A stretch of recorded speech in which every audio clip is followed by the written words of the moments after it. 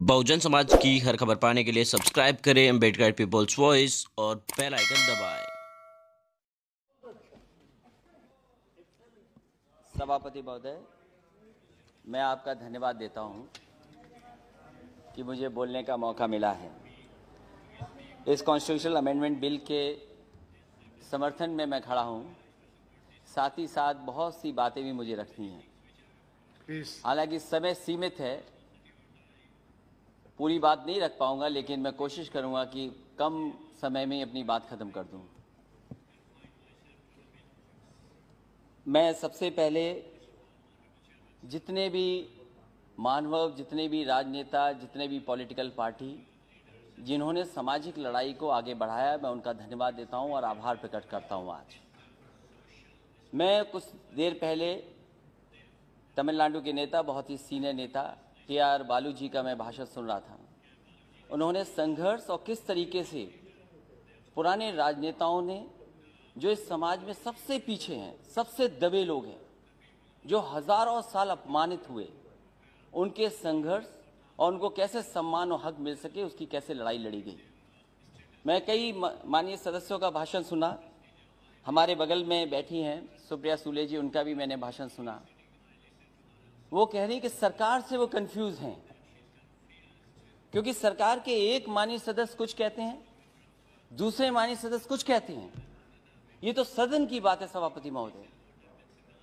लेकिन अगर हम सत्ता पक्ष में बैठे लोगों की बातें सुने और उनका आकलन करें, अगर देश को सबसे ज्यादा किसी ने गुमराह किया है तो वो भारतीय जनता पार्टी ने पिछड़ों को, दलितों को सबसे ज्यादा गुमराह करने का काम किया।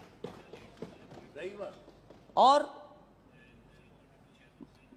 सभापति महोदय, नियत साफ हो तब हम उम्मीद करेंगे कि आरक्षण बचेगा। हम तो सरकार चलती देख रहे हैं उत्तर प्रदेश में। क्या सरकार वो भारतीय जनता पार्टी की नहीं है? क्या वो भारतीय जनता पार्टी के विचारधारा के लोग नहीं है? जहां तक आज कॉन्स्टिट्यूशनल अमेंडमेंट बिल की बात है, मैं दो बातें बिल्कुल साफ कहना चाहता हूं। हम सब स्वीकार कर रहे हैं, सदन के जितने भी सदस्य हैं, ये भी अच्छा है कि स्टेट्स को मौका मिल रहा है, वो अपने आप फैसला ले सकते हैं किन जातियों को ओबीसी में शामिल करना है। लेकिन क्या एक ही जगह पर जब तक आप 50% की कैप नहीं बढ़ाएंगे तो क्या ओबीसी को पूरा अच्छा मिल जाएगा? आप एक ही कमरे में न जाने कितने लोगों को बैठाना चाहते हैं। आप कहते हैं इसी सदन में, क्योंकि ये लोकसभा छोटी पड़ रही है, हमें एक सेंट्रल व्यवस्था बनाना पड़ेगा, क्योंकि बड़ा सदन बनाना है, हमें सब आराम से बैठ सके। तो आप अपनी सहूलियत के लिए तो बना रहे हैं सेंट्रल व्यवस्था, लेकिन आरक्षण जो सबसे मूल भावना रही मंडल कमीशन की, उससे खिलवाड़ कर रहे हैं। कौन नहीं चाहता जाति जनगणना हो? माननीय सभापति महोदय, हमसे बेहतर किसी ने नहीं देखा होगा कि जातियों में नफरत अगर कोई फैलाता है तो ये भारतीय जनता पार्टी के लोग जो नफरत फैलाते हैं। मुझे याद है चुनाव मत भूलिए, इन्होंने चेहरे आगे किए, इन्होंने चेहरे आगे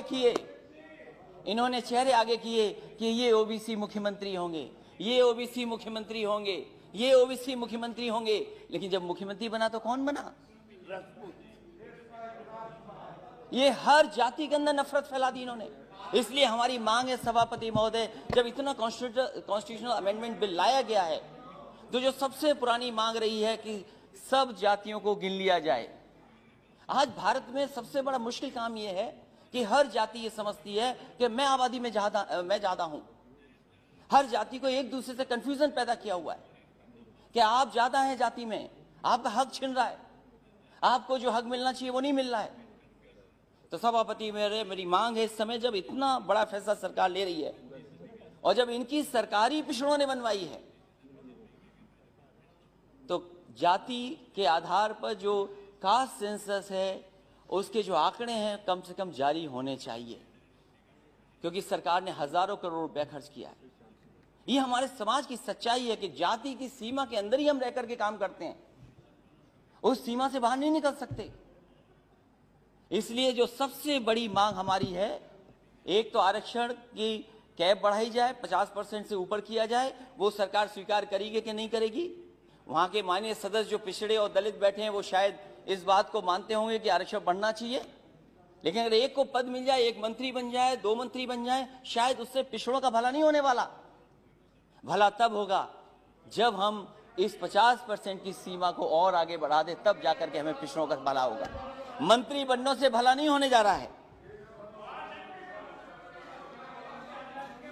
एमपी कितने भी आए हों हमारे, लेकिन अगली सरकार समाजवादी बनने जा रही है, और आप अगर कास्ट सेंसस नहीं करोगे तो उत्तर प्रदेश में समाजवादी पार्टी कास्ट सेंसस करके दिखा देगी।